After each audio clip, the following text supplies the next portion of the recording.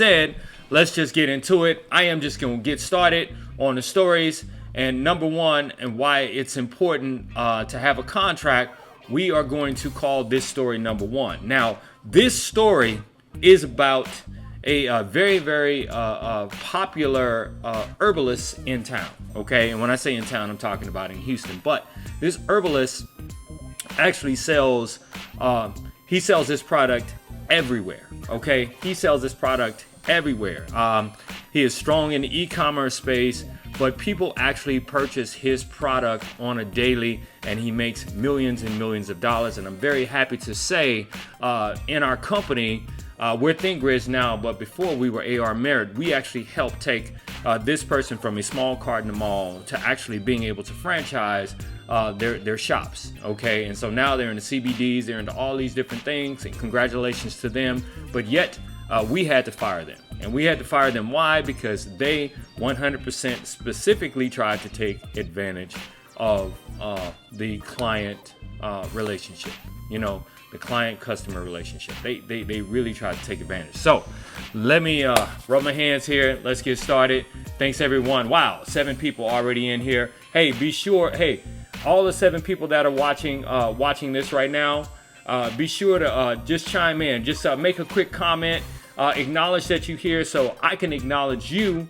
And if you have questions, definitely please ask me those questions, and I will do my best to answer those questions. Do not DM me, okay? Do not DM me because, and in my third story, I get DMs from people who ask me long, complicated questions, really trying to get advice long after the 45-minute free session. But we're consultants, so we get paid for that. So if you got any questions, please ask them now inside of this, and please drop a comment in the comment section right now if you're on Facebook or YouTube, so I can respond and at least acknowledge. If you can hear me, also drop a comment right now that you can hear me. All right, here we go.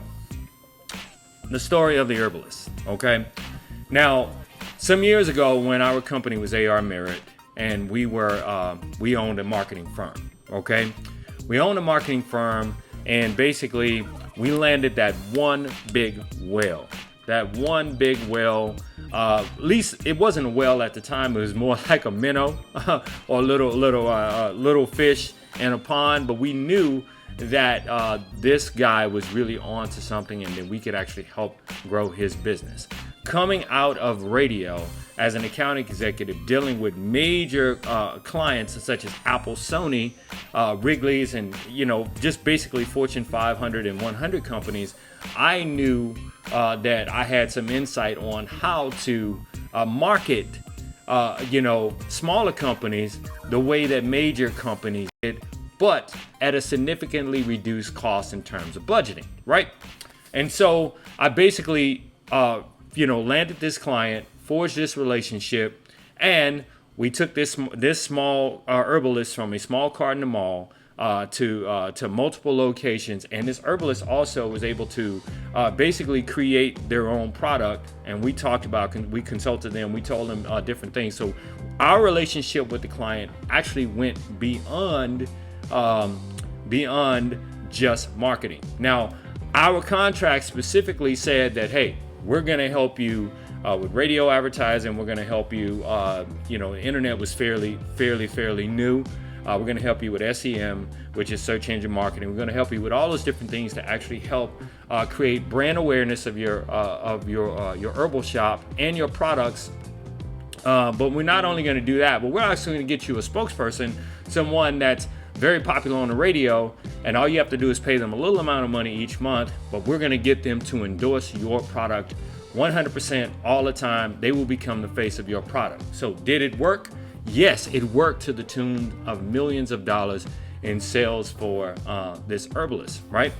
So the herbalist was primarily pushing weight loss products, and he really started to gain traction, so much so that this small cart in the mall guy became this guy that owned all these stores, which, by the way, he franchised out. But because he became so big, he started to get the attention of big agencies. Well, big agencies who were basically trying to procure his business from our firm. right? And so, unbeknownst to us, the guy was constantly talking to all these different agencies. And how advertising agencies work is like this, okay?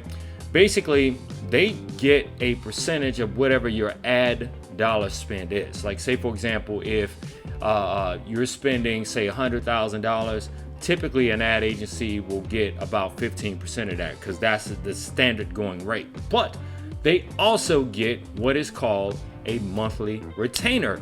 And that monthly retainer is for, say, if you have questions, or you want to get a proposal, you want something from the advertising agency that they do outside of actually doing market research and placing ads across the country for you, okay?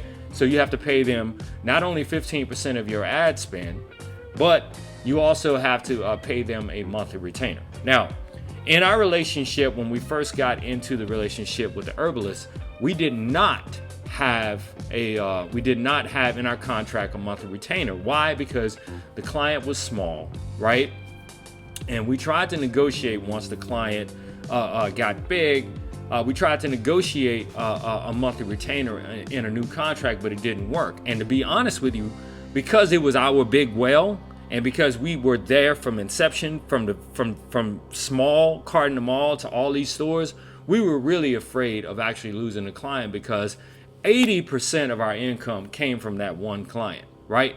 80% of what kept us going came from that one client. So we were literally afraid to lose that client. So what ends up happening? We actually end up losing the client anyway. You want to know why? Because all the client would do is call us and ask us questions that had absolutely nothing to do with what was in our set responsibilities within the contract, right? And we happily gave information over a consultant, the client, because we did not want to lose the client, because, as I said again, 80% of our income was actually coming from the client, right? And so our client, basically, we found out later, compared notes with what one agency that was courting them told them and what we were telling them, and they eventually end up going with an agency in Chicago, right? They had literally outgrown us. But technically they hadn't outgrown us, but they outgrew us because the other agency that actually landed them were very, very shrewd, okay? Very, very shrewd.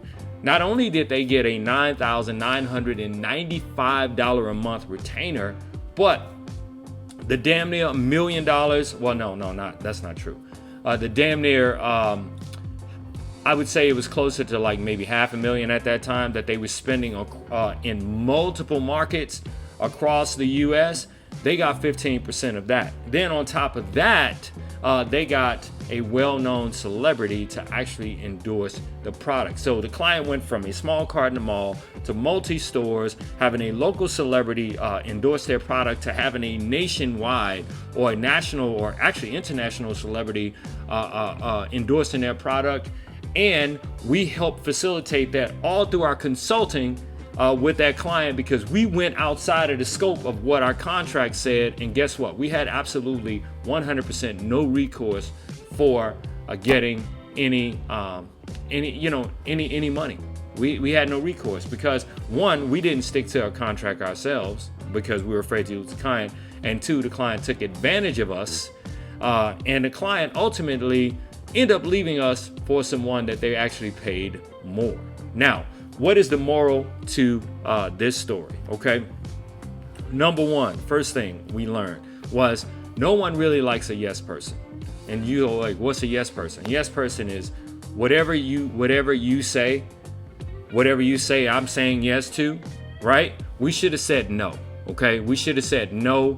That's not part of our job description, whether we were going to lose the client or not, because ultimately we did. So basically the client took advantage of the relationship and we lost the client. And the second thing that we learned was not to depend 100% or have the majority of our money coming from a small number of clients. In this particular case, only one client. So it was important for us to follow the contract as the contract was written. So I hope you got something out of that story. I'm going to go on to story number two. Now, story number two is the radio station. Now, some people